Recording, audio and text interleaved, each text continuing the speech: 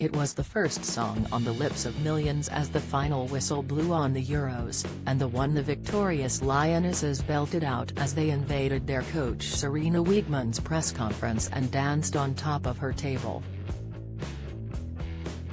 Frank Skinner, who penned football's most famous song with David Baddiel and the Lightning Seeds 26 years ago, is just as thrilled their song is being sung across the nation again, as 56 years of hurt finally came to an end. "And I quite like it an octave higher," he smiles. "It's brilliant. I've always said anyone bringing it home would make me really happy, whether it's the men or the women." The comedian adds, "The women were fantastic, it's been cracking football. Watching it, I really thought, this is just about loving football, I couldn't care less about their gender, it was just a brilliant performance." But Frank was less happy at the way his 10-year-old son Buzz found out he was behind the rousing anthem. When an over-enthusiastic cabbie scuppered his plans to tell him himself. "Has always known him a comic, but the Three Lions thing I thought he'd tell him about when he was a bit older," he explains. "I was going to wait for a special moment to say it to him for the first time. I imagined telling him in my rocking chair, playing this old football song. Then we were in a minicab and the driver said, 'Hey, I've got your dad's song on tape,' and he put it on, and he didn't know what was going on." The unexpected revelation did send his dad soaring in Buzz's estimations. "I've been at an England game with him when the crowds have all been singing it, and Hess waving his flag and singing," says Frank. "Every dad wants to occasionally be their son's hero, and that was amazing. He thinks I'm much more famous than I really am. But then I've been on the bus with him and has been singing the song, and people look at me like, you've taken this child and forced those words into him." Which is not true. Frank, 65, says there are benefits of being an older father. He says, "It's all worked out pretty well. People say, 'Have you found you've had to really grow up since you became a parent?' And I say, well, I spent the morning pretending to be a crocodile playing a guitar, so no. More comedians should try it. It's like endlessly having to come up with entertaining talk." Buzz, Frank's child with longtime partner Kath Mason, also appears to have inherited his dad's funny bone. "He does prop jokes," says Frank. "Recently he told me there was a leak in the toilet, so I went in there and he'd put an actual leak, the vegetable, in there." While he's proud of his son's humor, he reveals two things that disappoint him. Frank, a lifelong West Brom fan, says, Hess into his Tottenham Hotspur, which is a constant source of tension in the house. "This is what happens if you move to London, so I know I've brought it on myself."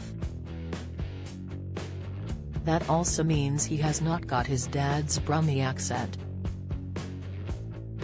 There are words he says with a northern A, and I think he gets teased about that at school. But on one occasion I said to him, "Nanny Sandra is coming this weekend," and he said, "I think you mean Nanny Sandra."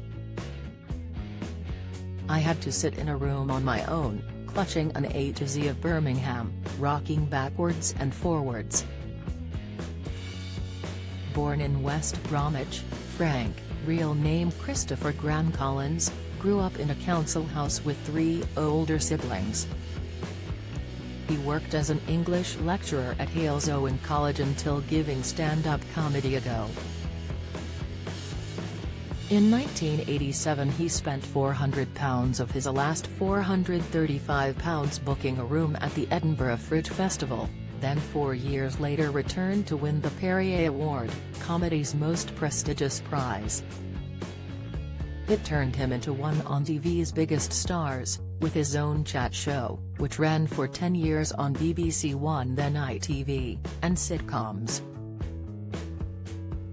His most recent TV stint, as the host of BBC show Room 101, ended after 6 years in 2018. Frank, who has a Saturday show on Absolute Radio, was preparing to return to the Edinburgh Fringe this year for a month-long residency. But sadly yesterday the run was cancelled. A statement read, "Due to a family health issue, Frank Skinner is unable to travel for the foreseeable future. This will disappoint his fans, and no doubt the comic himself, for whom the Scottish capital is special for other reasons. There's a place, Advocates Close, off the Royal Mile, where my son was conceived," he says. Do you enjoy reading about celebrities? Sign up for all the best celeb news from the Mirror here. I've photographed him standing in front of the sign. I can only explain it in vague terms, like, this is where the first part of you happened. I do think conception venues aren't celebrated enough, birthdays are so boring. The silver lining of getting old, though, is more funny material. Some of the stuff you know is going to happen, he says. I did a gig with Jack Whitehall and it done my back in. So he told me some really exciting anecdote about getting drunk and falling off a wall and hurting his back, and then he said, "What happened to you?" And I said, "Nothing. You get to an age when injuries don't come with an anecdote, they just come. I've found I can't bite into an apple without pressing down onto the top of my head. I don't have the jaw strength to do it unassisted. So it all becomes potential comedy material." Of all the highlights of the last 3 decades, it's clear It's Coming Home is one of his proudest. No doubt the anthem will get another resurgence during the Men's World Cup in Qatar later in the year. But despite its popularity, and being one of 3 songs to top the UK charts more than once, he says it won't be what pays bills in retirement. He says, "I'd be surprised if it made 6 figures. 3 Lions has been one of the least financially profitable things I've done. But obviously the joy of it has been incalculable." Do you have a story to sell? Get in touch with us at webcelebs@mirror.co.uk or call us direct 0207 29 33 033.